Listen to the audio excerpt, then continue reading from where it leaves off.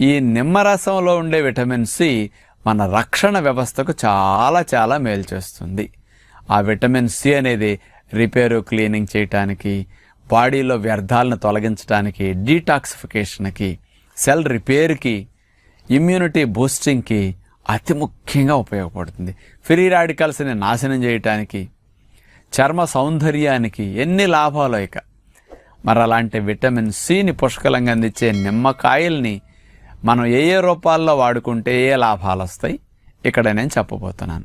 మొదటిగా ఆలోచిస్తే, ఉపవాసం చేసేటప్పుడు తేనె నీళ్లు తాగుతాం మనం ఎనర్జీ కోసం.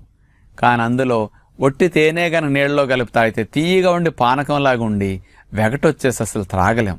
దాంట్లో నిమ్మకాయ కలపటం వల్ల తీయగా పుల్ల పుల్లగా ఉండి ఈజీగా తాగగలుగుతాం. ఈ తేనెలో నిమ్మకాయ కలపటం వల్ల విటమిన్ సి కూడా వెళ్ళిపోతుంది లోపలికి.